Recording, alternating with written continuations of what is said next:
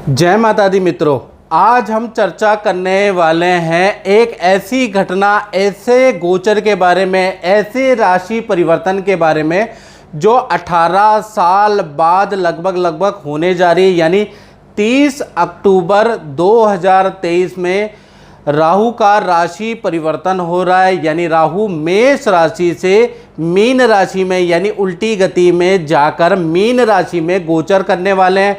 वहीं पर अगर देखा जाए तो राहु का जब गोचर होगा तो केतु का गोचर भी कन्या राशि में होगा।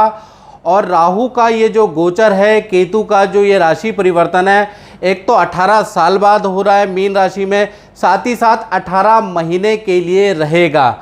यानी कि देखा जाए तो 30 अक्टूबर 2023 से लेकर और 30 मई 2025 तक राहु देव मीन राशि में रहने वाले हैं और वहीं पर केतु देव कन्या राशि में रहने वाले हैं। आज हम चर्चा करेंगे राहु के बारे में और अगले एपिसोड में मित्रों हम चर्चा करेंगे कि केतु के बारे में। ये एपिसोड होगा राहु के ऊपर कि राहु का 12 राशियों पे क्या प्रभाव पड़ेगा, इसके बारे में इस कार्यक्रम में चर्चा करेंगे। सबसे पहले राहु का मंत्र, ओम अर्धकाया महावीर्या चंद्रादित्य विमर्दनम सिंगिका गर्भ संभूतम तम राहु पर्णमाम्यम। यानी अर्धकाया महावीर्य, यानी कि राहु की अर्धकाया है और महावीर्य का मतलब बहुत ज़्यादा लालसा और महत्वाकांक्षी वाला ग्रह। चंद्रादित्य विमर्दनम, जिसका चंद्रमा और देखा जाए सूर्य से गंभीर शत्रुता है। सिंगिका गर्भ संभूतम तम राहु प्रणमाम्यम, सिंह की सवारी करने वाला ऐसे राहु देव को हम प्रणाम करते हैं। चलिए, सबसे पहले राहु देव कौन है, और ज़्यादातर दर्शकों को जो ज्योतिष के अंदर इंटरेस्ट रखते हैं उन्हें मालूम है, लेकिन फिर भी मैं थोड़ा सा अपनी ओर से पौराणिक महत्व भी आपको बताने जा रहा हूँ और वैज्ञानिक महत्व भी बताने जा रहा हूँ। पहले हम ये जानते हैं कि राहु है क्या, कौन है। तो पौराणिक कथा के अनुसार जब समुद्र मंथन के दौरान स्वर भानु एक दैत्य था जिसने अमृत का कलश या अमृत का पान पी के वो अमर हो गया, तब भगवान विष्णु ने अपने चक्र से उसके 2 भाग कर दिए। यानी कि जो विष्णु भगवान का चक्र था उसके गले से उसको काट दिया, तो ऊपर का हिस्सा या राहु कहलाया और नीचे का हिस्सा जो है, जो धड़ है, वो केतु कहलाया। और ये राहु और केतु के नाम से आगे प्रसिद्ध हो गए। वैसे इस राक्षस का नाम स्वरभानु था। अब वैज्ञानिक महत्व के बारे में मित्रों जानते हैं तो देखिएगा कि सूर्य, ये सूर्य है और सूर्य की परिक्रमा पृथ्वी करती है। मान लीजिए सूर्य है, सूर्य की परिक्रमा पृथ्वी करती है और पृथ्वी की परिक्रमा कौन करता है, चंद्रमा। तो जब जो पृथ्वी की जो कक्षा है और चंद्रमा की कक्षा देखा जाए, जब ये आपस में 2 भागों में ऊपर और नीचे काटती है, यानी कि 2 अक्षांश में काटती है, जो चित्र में दिख रहा है, और उसको नॉर्थ नोड और साउथ नोड कहा जाता है। यानी नॉर्थ नोड और साउथ नोड कहा जाता है और इसको टोटल इस घटना को लूनर नोड कहा जाता है। वहीं पर आपको ऊपर की तरफ केतु महाराज मिल जाएंगे, नीचे की तरफ आपको राहु महाराज मिल जाएंगे, जो कि पृथ्वी की कक्षा और देखा जाए चंद्रमा की कक्षा को 2 भागों में 2 बिंदुओं पे काटता है। आपको चित्र में समझ में आ जाएगा मैं क्या कहना चाहता हूँ। यहीं पर है राहु और केतु, याद रखिएगा। अब राहु और केतु को आपने जान लिया क्या है, कैसे दिखते हैं। वैसे तो दिखाई देते नहीं, छाया ग्रह हैं, लेकिन उसका अनुमानित वैज्ञानिक दृष्टिकोण हमने देख लिया, पौराणिक महत्व देख लिया। अब राहु केतु के कुछ रोचक तथ्य मैं बताने जा रहा हूं जो कि आपको बड़ा हैरान करने वाला है। पहला मित्रों, राहु केतु की कोई अपनी राशि नहीं है। यानी कि अभी तक, यानी कि इस वीडियो 2023 तक और जब से राहु केतु का सर कटा है तब से अभी तक विद्वानों के बहुत अलग अलग मत है। मतलब राहु केतु में जितना कन्फ्यूजन है ना मित्रों, उतना कन्फ्यूजन किसी में नहीं है। कोई ये मानता है कि मिथुन राशि राहु की उच्च राशि होती है, कोई मानता है कि धनु राशि राहु की उच्च राशि होती है। इसी प्रकार से केतु में अलग अलग कन्फ्यूजन है, कौन मित्र है कौन शत्रु है, लोग अलग अलग तरीके से अलग अलग विद्वान डिस्क्राइब करते हैं, बिल्कुल कन्फ्यूजन है इसमें। साथ ही साथ सबसे बड़ी इंटरेस्टिंग बात मैं आपको बताऊं, राहु केतु एक ही शरीर से उत्पन्न हुए हैं। यानी कि एक आत्मा दो जान है, लेकिन उसके बाद भी देखा जाए दोनों में भी आपस में शत्रुता है। यानी जब देवता का दर्जा दोनों को मिल गया, राहु को और केतु का, तो एक दूसरे से भी चिढ़ने लगे और एक दूसरे से भी शत्रुता इन्होंने कर ली, जैसे भाई भाई आपस में लड़ते हैं।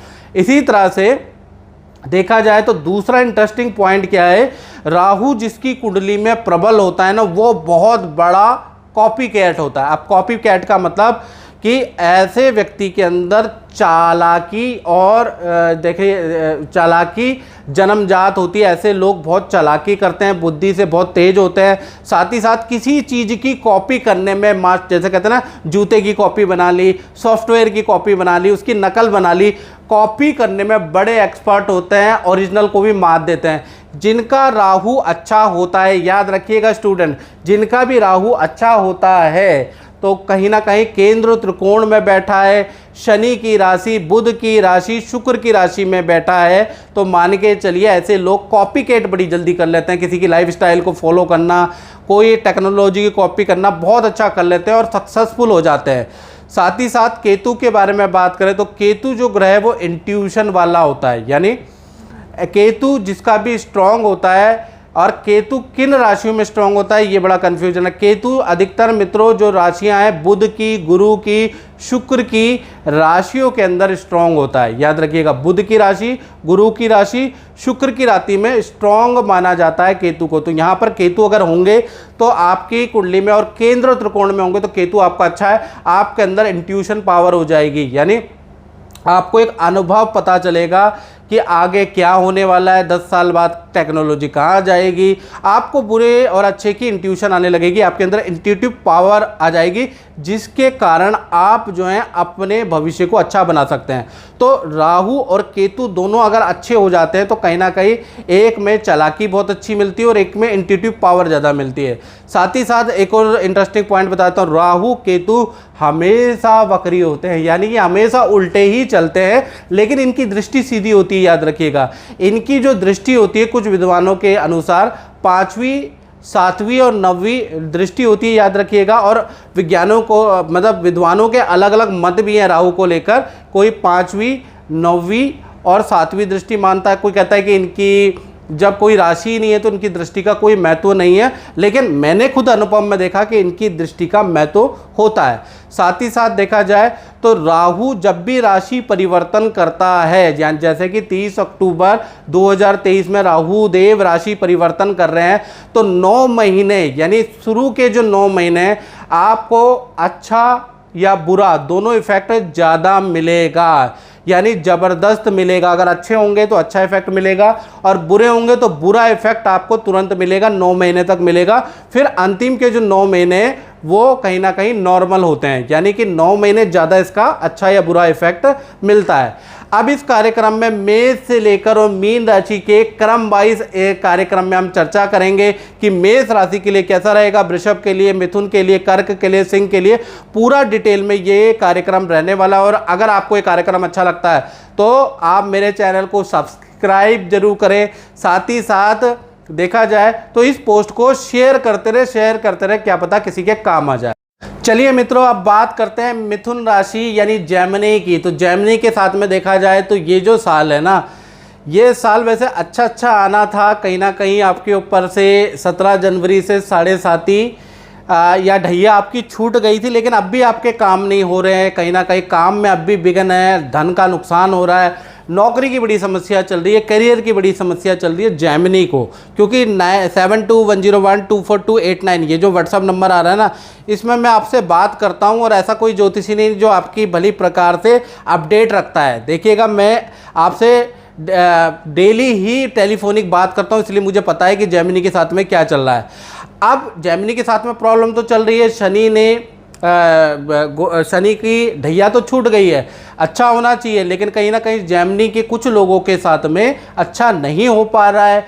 करियर में सबसे बड़ी दिक्कत है, चाहे जॉब कर रहे हैं, चाहे आप विद्या कर रहे हैं, चाहे आप व्यापार कर रहे हैं, तो कहीं ना कहीं काम अटक रहे हैं, वो अच्छा जैक नहीं लग पा रहा जो होना चाहिए। तो देखिएगा कि ये जो राहु का राशि परिवर्तन 30 अक्टूबर 2023 में हो रहा है, यानी राहु आपकी कुंडली में दसम भाव में बैठे हैं, तो दसम भाव में कहा जाता है 10वें गोचरे राहु धन धान्य प्रतिष्ठा दायका, यानी दसम स्थान के अंदर जब भी राहु का गोचर होगा तो धन धान्य में वृद्धि करेगा, पद प्रमोशन देगा, प्रतिष्ठा दायका। यानी 30 अक्टूबर 2023 से लेकर और देखा जाए 30 मई 2025 यानी पूरा 18 महीने देखा जाए तो राहु जो नौकरी करता है उनको बड़ा पद लाभ दे सकता है, यानी अधिकारी बनने के योग है। हालांकि ये जो पद लाभ होगा ना, ये किसी के बदले में किसी के छीन कर आपको दिया जाएगा, यानी कि दूसरे व्यक्ति से बॉस की या मैनेजमेंट की शत्रुता होगी या दूसरा व्यक्ति जॉब छोड़ के चला जाएगा, मजबूरी में आपको दिया जाएगा। राहु में ऐसा ही होता है, यानी पद लाभ होगा, अच्छा अधिकारी बनने के आपके योग हैं, या अचानक आपका डबल प्रमोशन हो जाएगा। कारण क्या होगा कि दूसरा व्यक्ति का आपको दिया जाएगा। इसी प्रकार से अगर आप राजनीति में हैं तो राजनीति में सफलता भी किसी के पद को छीन के आपको मिलेगी, लेकिन मिलेगी। यानी ये जो 18 महीने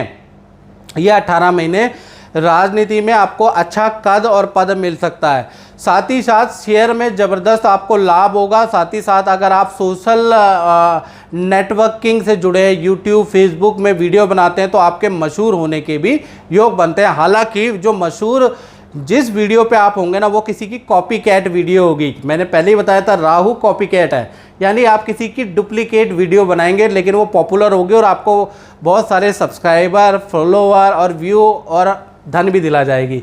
साथ ही साथ देखा जाए तो जो मिथुन राशि वाले हैं समाज में उनको मान सम्मान मिलेगा, समाज में कोई अवार्ड या कोई शॉल, कोई गिफ्ट आपको किसी नेता, किसी RWA के अध्यक्ष, किसी अध्यक्ष, महामंत्री, जिलाधिकारी से मिल सकता है, ऐसा योग नज़र आ रहा है। साथ ही साथ देखा जाए तो अचानक आपके जो बंद धन के और करियर के रास्ते हैं ना वो 30 अक्टूबर के बाद ही खुलने वाले हैं। यानी 30 अक्टूबर का भाई आपको वेट करना पड़ेगा। 30 अक्टूबर के बाद आपके करियर के रास्ते, धन के रास्ते खुल जाएंगे, क्योंकि राहु आपके दशम में बैठा और शनि के बाद सबसे तुरंत इफेक्ट देने वाला राहु होता है, उसके बाद बृहस्पति होता है। हालांकि गोचर में क्या हो रहा है कि जनवरी में पहले शनि का राशि परिवर्तन हुआ, फिर बृहस्पति का राशि परिवर्तन हुआ जो सबसे लेट इफेक्ट देता है, और सबसे ज़्यादा इफेक्ट देता है शनि का गोचर, फिर राहु का गोचर जो हो रहा है, इसके बाद गुरु का गोचर। तो क्या हो रहा है, पहले शनि का हुआ, फिर गोचर, अप्रैल में गुरु का गोचर हुआ और अक्टूबर यानी साल के अंत में राहु का गोचर होने जा रहा है और केतु का गोचर होने जा रहा है। इसका इफेक्ट तो आपको बहुत अच्छा मिलने वाला है पीछे। और साथ ही साथ देखा जाए तो मिथुन राशि को अचानक प्रॉपर्टी का बड़ा लाभ हो सकता है। यानी अगर आपकी कोई प्रॉपर्टी बिल्डर के हाथों डिस्प्यूट में चल रही है, या तो प्रॉपर्टी का 18 महीने में आपको धन मिल जाएगा या प्रॉपर्टी का लाभ मिल जाएगा, एकदम से आप प्रॉपर्टी खरीदेंगे। साथ ही साथ बहुत बड़ी कंपनी से आपको ऑफर आ सकता है। अगर आप व्यापारी हैं तो आपका टाई अप भी हो सकता है। तो कहीं ना कहीं मिथुन राशि के लिए अब जो 18 महीने अच्छे हैं। और देखा जाए जो नौकरी करते हैं उनका अचानक ही घर का या स्थान परिवर्तन के योग भी 18 महीने के अंदर बन रहे हैं। हालांकि राहु का इफेक्ट 9 महीने के अंदर तुरंत मिल जाता है, अच्छा या बुरा। साथ ही साथ देखा जाए तो राहु की 3 दृष्टियां होती है, 5वीं, 7वीं और 9वीं। तो ये जो दृष्टि है संतान के रुके हुए काम के लिए अच्छी है। अगर आपकी संतान बड़ी है या छोटी है, उनके जो भी रुके हुए काम है वो बनने के योग नज़र आ रहे हैं। संतान को अचानक विद्या का या करियर में कुछ ना कुछ लाभ होता हुआ नज़र आ रहा है। साथ ही साथ देखा जाए जो कुंवारे हैं, यानी कि जो शादीशुदा हैं लेकिन जिनकी संतानें नहीं हैं, उनके बारे में बात कर रहे हैं, तो उनको थोड़ा संतान में ध्यान देना है, क्योंकि अनप्लान्ड संतान के योग भी आपके बन रहे हैं। तो थोड़ा सेफ्टी रखिएगा, सावधानी हटी दुर्घटना घटी। मेरी बात आप लोग जो कुंवारे हैं या फिर वो लोग जो अभी संतान नहीं चाहते वो समझ ही गए होंगे मैं क्या कहना चाहता हूँ, क्योंकि यहाँ पर राहु आपको चौंका सकता है अनप्लान्ड संतान देके। कुल मिला के देखा जाए तो राहु अच्छा है, यहाँ सरप्राइज दे सकता है, तो यहाँ थोड़ा सावधानी रखनी है। तो मित्रों, इस कार्यक्रम में हमने चर्चा करी राहु का गोचर मिथुन राशि के लिए कैसा रहेगा, और डिटेल में बारीकी में कुछ लोग जानेंगे, क्योंकि मुझे पता है कि कुछ लोगों को ये वीडियो बिल्कुल समझ में नहीं आएगी। तो आपको बिल्कुल डिटेल में जानना है तो 7210124289 पे आपको क्या करना है, अपना नाम, date of birth, time of birth, place of birth भेज के आप मुझसे टेलीफोनिक अपॉइंटमेंट ले सकते हैं। मिनिमम शुल्क रखा हुआ है, तो आप टेलीफोनिक अपॉइंटमेंट ले सकते हैं। टेलीफोनिक अपॉइंटमेंट लेके मुझसे बात कर सकते हैं। जय माता दी। जय माता दी। जय माता प्रभु, मैं आपसे पूछना चाहता हूँ कि आपका जो अनुभव है वो क्या कहता है और आप एस्ट्रोलॉजी को कैसे देखते हैं? दी। सर, मैं आपको बताऊं कि मेरा अनुभव जितना रहा है 2013 से अभी तक का, पंडित जी के साथ किसी हमारे एक मित्र थे, उनके द्वारा हम जुड़े हुए हैं। और जुड़ने के बाद वो समय एक ऐसा था कि बहुत बुरे दौर से गुजर रहे थे।